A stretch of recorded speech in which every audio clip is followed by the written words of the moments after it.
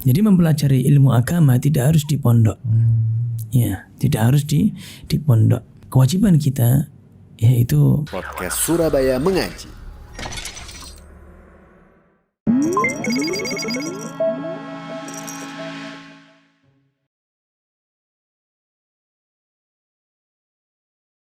Bismillahirrahmanirrahim. Assalamualaikum warahmatullahi wabarakatuh. Waalaikumsalam warahmatullahi wabarakatuh. Alhamdulillah wassalatu wassalamu ala rasulillahi amma ba'du. Nah, kembali lagi bersama kita rekan-rekan sekalian di podcast Surabaya Mengaji yang insya Allah akan membahas tema-tema menarik seputar keislaman. Bersama kita sekarang Ustadz Fajar Hafizahullah Ta'ala. Assalamualaikum Ustadz. Waalaikumsalam warahmatullahi wabarakatuh. Gimana kabarnya Ustadz? Alhamdulillah sehat. Antum gimana sehat? Alhamdulillah Ustadz. Alhamdulillah. Masya Allah. Barakallahu fiik. Meskipun harinya cukup melelahkan Ustadz. Masya Allah. Hayakallah. Tapi kalau sudah selesai satu perkara pindah ke perkara yang lain. Masya Allah. Barakallahu fiik. Nah Ustadz, berkaitan dengan pondok Ustadz ya, pondok. Nah, ini baru-baru ini kita lihat dia ada di FYP setiap sosial media Ustadz ya. Ada sebuah pondok yang dia mengajarkan sesuatu yang menyimpang ya, dan bahkan nyeleneh ya, bahkan agak sedikit lucu juga. Nah, itu Ustadz, berkaitan dengan itu sebelum kita masuk ke pondok Ustadz ya. Nah, kira-kira untuk belajar agama, karena notabene-nya kalau di pikiran masyarakat Indonesia Ustadz ya, belajar agama harus ke pondok, belajar agama harus ke pondok. Nah itu untuk keutamaan belajar dan kewajiban itu di dalam agama Islam bagaimana Ustadz? Silakan Ustadz. Nah, bismillah, alhamdulillah, salatu wassalamu ala rasulillah wa ala alihi wa sahbihi wa man wala amma ba'd. Nah, belajar agama itu wajib hukumnya. Ya. Sebagaimana sabda Nabi sallallahu alaihi wasallam, talabul ilmi faridatun ala kulli muslim. Menuntut ilmu adalah kewajiban bagi setiap muslim.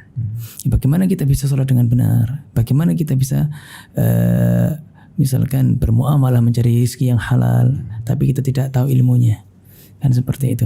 Kemudian keutamaan yang lain, Nabi SAW mengatakan al ulama warasatul anbiya. Ya, para ulama adalah pewarisnya para nabi. Ya, orang dikatakan pewaris para nabi itu masya Allah. Ya, seperti kita saja dikatakan wah masya Allah anak ini mewarisi bakatnya bapaknya misalkan. Nah, ini bangga berarti ini bangga. Ya, kita orang yang berilmu dikatakan pewaris para nabi. Ya, dan kemudian Nabi SAW juga mengatakan man yuridillahu bihi khairan yufaqihu fiddin. Siapa yang Allah kehendaki kebaikan, Allah akan fahamkan dia dalam masalah agama. Berarti kalau Allah nggak kehendaki kebaikan, tidak dipersulit untuk belajar agama. Nah, kemudian dan keutamaan yang lain, Allah cukup satu ini, kata para ulama, kalau seandainya keutamaan menuntut ilmu itu cuma satu hadis ini saja, itu cukup. Nah, itu hadis kata Nabi SAW, man salaka tariqan yaltamisu fihi ilman sahalallahu lahu bihi tariqan ilal jannah. Siapa yang berjalan menuntut ilmu, ya, untuk meraih suatu ilmu ya, maka Allah mudahkan baginya dengan ilmu itu jalan menuju surga. Siapa yang gak ingin masuk surga? Ya, cukup satu ini aja kata para ulama. Itu sebenarnya sudah cukup ya, untuk memotivasi kita belajar agama. Masya Allah. Ya, karena apa? Mengantarkan kita ke dalam surga. Nah, Allah alam. Nah, berkaitan dengan belajar ilmu agama Ustadz ya. Nah, apakah diharuskan seseorang itu mempelajari agama ini di pondok Ustadz? Silakan Ustadz. Nah, haruskah di pondok gitu? Nah, tidak harus. Nah, jadi mempelajari ilmu agama tidak harus di pondok. Ya, tidak harus di pondok. Ya, kewajiban kita yaitu mengarahkan anak-anak kita, mendidik mereka.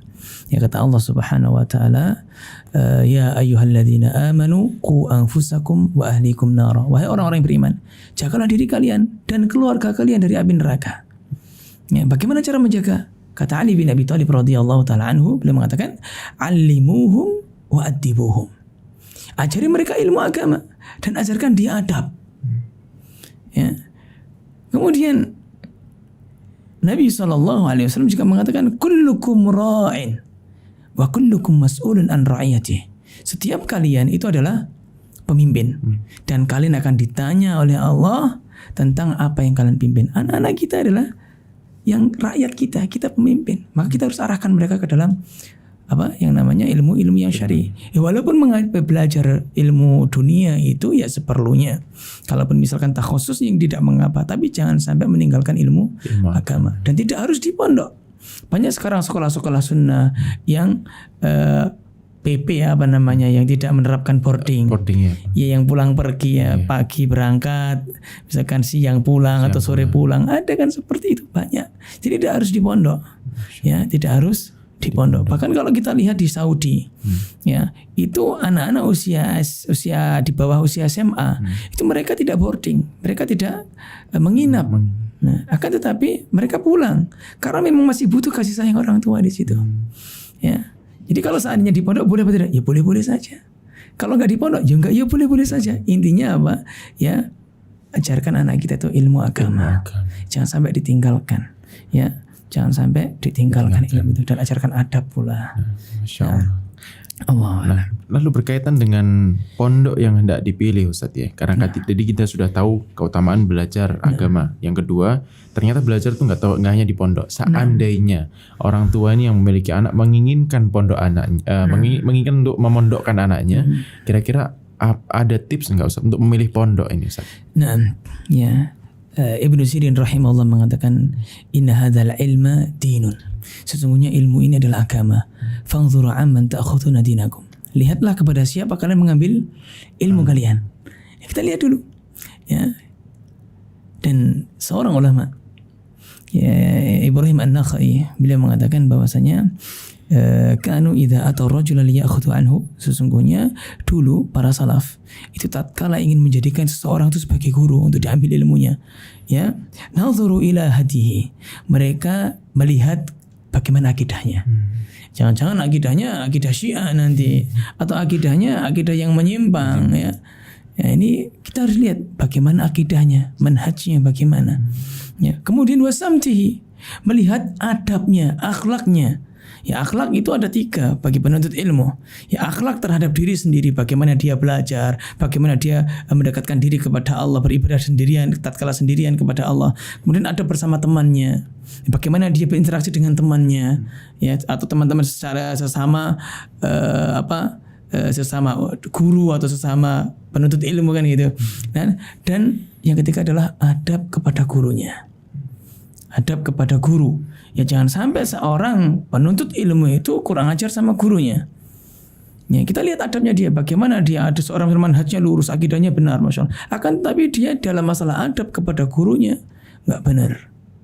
Ya, misalnya dia melabeli gurunya dengan label-label yang kotor, naudzubillah min dzalik, atau dia mencela gurunya, atau dia justru malah mentahdzir gurunya. Ya, padahal gurunya kesalahannya bukan masalah manhaj misalnya, bukan masalah akidah. Ini tidak boleh. Ya, jauhi guru-guru yang seperti ini. Karena apa? Kalau kita belajar sama mereka, kita akan mendapatkan warisan yang sama. Akhlaknya akan suka mencela. Nah, ya. Kemudian wa ila salatihi. Kemudian melihat salatnya, melihat ibadahnya. Jadi tatkala kita ingin melanjutkan, ingin memilih pondok untuk anak-anak kita, ya, kita lihat yang pertama akidahnya. Alumni mana, yang diajarkan apa, nah itu. Ya, misalkan sesuai dengan Al-Quran dan Sunnah atau tidak. Ya, kita lihat dulu. Ya, alumni mana dia, belajarnya, kumpulannya siapa saja. Kita lihat itu. Ya, kemudian akhlaknya bagaimana. Ya, kemudian ibadahnya bagaimana. Kan seperti itu. Jadi jangan asal-asalan. Oh, manhajnya lurus tapi akhlaknya buruk. Jangan. Ya, jangan. Karena takutnya itu kita yang kena imbas nanti. Na'udzubillah min dzalik. Ternyata memilih pondok itu nggak semudah itu Ustaz ya. Nggak hanya asal masuk nanti tiba-tiba kayak kasus yang pondok kemarin ini Ustaz. Nah, itu. Ya, pulang-pulang sama orang tuanya. Kalau anda sana anak baca itu ada pulang ke rumah terus mengkafirkan orang tuanya karena belum katanya belum tegak khilafah. Nah, subhanallah. Jadi kan karena mungkin bisa jadi karena salah didikan atau mungkin asal dalam memilih pondok bisa jadi Ustaz ya, kita nggak tahu. Nah, lalu problem yang lain Ustaz, kadang-kadang orang tua itu mengira bahwa pondok itu adalah bengkel ya. Bengkel mobil, misalkan kita mobil rusak ini, anak kita rusak, masukkan di pondok, balik pokoknya harus bisa dakwah, harus bisa ini itu yang baik lah. tanpa mereka ikut serta untuk mendidik anaknya. Ini kan juga problem Ustaz. Nah, kira-kira Ustaz, apakah ada tips bagi orang tua yang mungkin ketika anaknya dipondokkan kondisinya jauh. Nah, ini tips bagi orang tua untuk selalu memiliki relasi dengan anaknya Ustaz. Silakan Ustaz. Nah, jadi orang tua itu jangan seperti kalau saya istilahkan bengkel ya. Bengkel. Kalau saya istilahkan itu laundry. Iya, baju kotor masukkan laundry, pulang-pulang sudah bersih. Bayar bersih sudah kan gitu. Iya. Nah, itu kalau baju. Sedangkan pendidikan perlu proses. Kan gitu. Nah, bagaimana tipsnya? Yang pertama adalah kita memberi makan anak-anak kita dengan makan yang halal. Jadi membayar SPP dari uang yang halal, memberikan makan uang jajan dengan uang yang halal. Karena Nabi SAW mengatakan, kullu jasadin nabata min sukhtin fannaru awla bih. Setiap jasad yang tumbuh ya dari harta haram, maka neraka lebih berhak atau lebih pantas untuknya. Kan begitu. Jadi kita harus tahu anak-anak kita itu makan yang halal. Ya. Kemudian yang kedua, hendaklah kita senantiasa mendoakan mereka. Karena kita nggak bisa jaga 24 jam. Pertama. Yang kedua, dan musrifnya tahu di pondok itu ada musrifnya biasanya. Itu juga nggak bisa menjaga 24 jam. Tentu dia juga tidur kalau malam. Nah, ya. Maka bagaimana solusinya? Kita berdoa. Karena yang memiliki hati itu siapa? Allah. Kan itu. Dan doa itu adalah senjatanya bagi orang yang beriman. Nabi SAW mengatakan ad-doa silahul mu'min. Doa adalah senjatanya orang yang beriman. Ya. Dan doa ini kita tahu bahwasanya salah satu doa yang mustajab adalah doanya orang tua untuk anaknya. Ya. Bahkan Abu Bakar As-Siddiq radhiyallahu taala anhu, beliau berdoa tatkala setelah Fathu Makkah. Yaitu setelah Fathu Makkah, abinya Abu Bakar yaitu Abu Quhafah, Utsman Abu Quhafah, dan adiknya anaknya Abu Bakar bernama Abdurrahman masuk Islam. Kemudian Abu Bakar berdoa dengan doanya Nabi Sulaiman. Rabbi auzi'ni an ashkura ni'mataka allati an'amta 'alayya wa 'ala walidayya wa an a'mala salihan tardahu wa aslih li fi dhurriyyati inni tubtu ilaika wa inni minal muslimin. Nah, kemudian setelah Abu Bakar berdoa itu Allah menurunkan ayat surat Al-Ahqaf ayat 15. Kemudian Allah mengatakan ulaikal ladzina nataqabbalu anhum ahsana ma amilu. Mereka itulah orang-orang yang kami terima ahsana ma amilu, perbuatan-perbuatan baik yang mereka kerjakan. Kalau seandainya kita dengan berdoa mendoakan ini, Allah menerima amal ibadah kita, ya. Kemudian Allah juga mengijabahi doa kita. Anak kita akan dilindungi oleh Allah Subhanahu wa taala. Yang kedua, yang ketiga yaitu kita memperbanyak amal soleh. Ya, Allah mengatakan mengisahkan ada dua orang anak yatim ya dalam surat Al-Kahfi, ceritanya Nabi Musa sama Nabi Khadir ya. Itu kenapa kok sampai Nabi Khadir itu melindungi hartanya anak yatim itu, membangunkan tembok ya, fa ammal jidaru fa kana li ghulamaini yatimaini dan seterusnya. Nah, itu ada syahidnya itu fa kana abuhuma shalihan. Dikarenakan bapaknya kedua anak ini orang yang soleh. Allah fa'arada rabbuk. Ya, Allah ingin ya menjaga hartanya. Hartanya jadi jaga bagaimana dengan agamanya. Masya Allah. Jadi seperti itu. Dan Ibnu Katsir meriwayatkan bahwasanya yang dimaksud abuhuma, bapaknya dia adalah bapak yang ketujuh. Berarti kakeknya kakek. Jadi kalau kita soleh, anak insya Allah Allah akan menjaga keturunan kita. Kan seperti itu. Ya, bahkan diriwayatkan bahwasanya seorang salaf dia mengatakan, ya bunai inni la astakthiru minas salati li ajlik. Wahai anakku, sesungguhnya aku memperbanyak salat itu demi kamu. Bukan salatnya karena dia, maksudnya demi Allah itu agar aku soleh, ya. Allah juga menjadikan kamu itu anak yang soleh. Kan gitu.